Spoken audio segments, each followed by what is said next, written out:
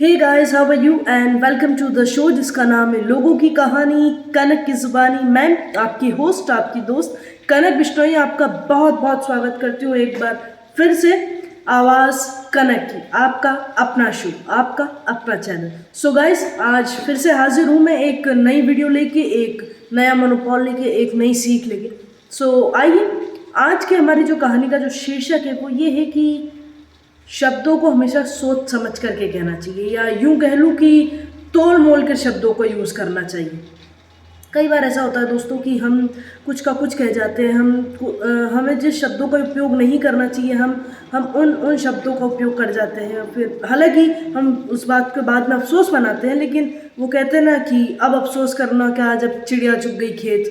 तो हम कई बार ऐसा होता है कि हमसे जो आदमी, जो इंसान, जो कोई भी हमसे बहुत क्लोज रहते हैं, तो हम उनसे कई बार गुस्से में कुछ का कुछ कह जाते हैं और फिर हमें बाद में बहुत अफसोस होता है कि यार गुस्से में था, कहना नहीं था। और हम उनसे कहते हैं कि हम गुस्से में थे, हम आपको ये कहना नहीं चाहते थे। तो उससे वो तो कहते थे ठीक है यार, होता है कोई बात नहीं, लेकिन उससे क्या होता है, हमारे रिश्ते में खटास आ जाती है। बहरहाल, हमारा ये टॉपिक नहीं है। हमारा आज का टॉपिक है कि हमें शब्दों को सोच समझ करके बोलना चाहिए। हमें कुछ भी नहीं कह देना चाहिए, या हम जब कहें कुछ तो बहुत सोच समझ करके मुंह से शब्द निकालने चाहिए। क्योंकि कोई इंसान अगर कहीं जाता है, हमसे दूर जाता है, तो वो वापस आ जाता है, लेकिन बोला हुआ शब्द, बोली हुई वाणी एक कभी वापस नहीं आती ये लोग। तो इसी से रिलेटेड एक छोटी सी कहानी है, तो आइए वो सुनते हैं। कहानी कुछ ऐसी है दोस्तों कि एक किसान, एक गांव में एक किसान हुआ करते थे। तो उन्होंने अपने पड़ोसी की निंदा में कुछ कह दिया, उन्होंने कोई कमेंट पास कर दिया उन पे, और उन्हें बाद में इस बात का अफसोस हुआ कि यार नहीं यार, मुझे ऐसा नहीं कहना चाहिए था, गलती है, वो तो भला मानस से, मैंने ऐसा क्यों कहा, ऐसा। बहरहाल, उनके दिमाग में 50 सवाल आए। अब इस बात को लेके वो गांव के पादरी के पास गए।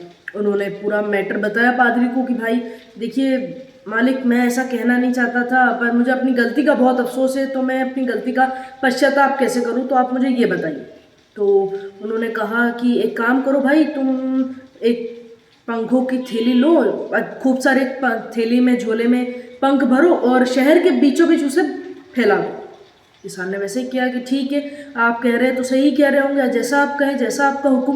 तो उसने वैसे ही किया, पंख की थैली ली, उसने शहर के बीचों बीच बिखेर दिए। बिखेरने के बाद वो वापस पादरी के पास आया, बोला मालिक मैंने बिखेर दिया, अब क्या। बोले अब एक काम करो, अब जाओ और उन पंखों को वापस समेट के लेके आओ। किसान ने वैसे ही किया। किसान ने ऐसा करने की बहुत कोशिश करी, चूंकि उससे हुआ नहीं, क्योंकि पंख हवा के दान कभी इधर उधर सब फैल गए थे, बिखर गए थे। किसान जब खाली थैली लेकर वापस पादरी के पास आया, तो पादरी ने उसे समझाया कि शायद तो आपको समझ में आ गया होगा कि हमारी ज़िंदगी, हमारा जीवन भी इन्हीं पर निर्भर करता है। बोले कैसे। बोले सीधी सी बात है, तुमने कोई बात कह दी, तुम्हारे मुंह से निकल गई, और तुम फिर उसके बाद अफसोस कर रहे हो। तुमने मतलब उसका तुम्हें अफसोस हो रहा है कि मुझे ये नहीं कहना चाहिए था, तो तुम्हें कहने से पहले सोचना चाहिए था कि यार मैं ये कहूँगा तो इससे कहीं मुझे तो खुद को दुख तो नहीं होगा, या सामने वाले को दुख तो नहीं हो रहा इस बात से, कहीं उसे हार्म तो नहीं पहुँच रहा, कहीं मेरी वजह से कोई दुखी तो नहीं हो रहा। ये बात तुम्हें सोचनी थी। किसान ने कहा कि जी आप बिल्कुल सही कह रहे हैं, और आगे से मैं इस बात का बिल्कुल ध्यान रखूंगा और इस सबक को ज़िंदगी भर याद रखूंगा। देखा आपने दोस्तों, कई बार ऐसा होता है, हमारे साथ भी होता है, आपके साथ, मेरे साथ, हम सभी के साथ ऐसा होता है कि कई बार हमारे मुंह से कुछ शब्द निकल जाते हैं जो नहीं निकलना चाहिए, और बाद में हम उससे रिलेट करते हैं, अफसोस मनाते हैं। इससे अच्छा, अफसोस मनाने से अच्छा है ना कि भाई हम बोले ही सोच समझ करके। हम कुछ भी कहें तो एक बार वो, इसीलिए हमारे संत, महात्मा, भगवान, गुरु, मामा, पापा, सब ने हमें यही सिखाया। माँ पिताजी ने, दादा दादी जी, बुआ, ताई, फूफा जी, सब हमें ये क्या सिखाते हैं, ये तो सिखा के गए कि भाई कुछ भी करो तो सोच समझ के करो, और सबसे ज़्यादा अगर बोलो तो सोच समझ करके बोलो, लिमिटेड बोलो, तोल के शब्द बोलो। तोल के शब्द बोलो, ऐसा नहीं कि कितने किलो बोलना है, कितने किलो नहीं, किलो से अर्थ नहीं है मेरा।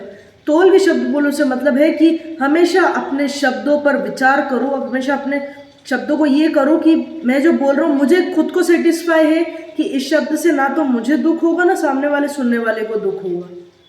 कभी भी ध्यान रखिएगा दोस्तों, शब्द हमेशा, बहुत कई बार तो होता है कि शब्द एकदम चुभ जाते हैं दिल पर, कई बार ऐसा होता है कि खिल जाते हैं दिल पे। कई बार पत्थर भी होते हैं शब्द, और कई बार गुलाब भी होते हैं शब्द। ये शब्दों के माया जाल है, इसे समझ जाओ तो संत हो, नहीं समझो तो तुम मूर्ख हो। हालांकि ये छोटी सी एक शायरी, इसे पर्सनली मत लीजिएगा, मैंने सिर्फ एक जुर्मेबाजी में कह दी है। मेरी वीडियो बस इतनी सी थी, और अगर आपको पसंद आए तो इसे लाइक शेयर कमेंट कीजिएगा। और जो मैंने अभी शायरी कही है, कविता कही है, उसे पर्सनली मत लीजिएगा, मैंने सिर्फ ऐसे तुकबंदी में समझ लीजिए, तुकबंदी में कह दी। देखिए हो गई ना मुझसे भी गलती जी, मेरा कहने का मतलब यही था, मुझसे भी गलती हो गई ना, मतलब मैं आ गया मेरे पास आर्ग्यूमेंट कि यार मुझे ऐसा नहीं कहना चाहिए था, मेरा मतलब वो नहीं था, आप उसको ऐसे मत लीजिएगा, कह दिया ना मैंने। बस यही मेरा आपको समझाने का मोटिव था। एंड आई होप कि आपको वीडियो पसंद आई होगी, और आई होप कि आपको बात समझ में आ गई होगी। Thank you so much. कल फिर मिलेंगे एक नई कहानी, एक नया मोनोपॉल, एक नई सीख लेके आपके अपने शो पे। और आप लोगों को मेरी टैगलाइन तो याद हो ही गई है कि लोगों की कहानी कनक की जुबानी। आपका अपना चैनल है, आपका अपना शो है। कीप वॉचिंग आवाज़ कनक की। अपना ख्याल रखिए, अपनों का ख्याल रखिए। Thank you.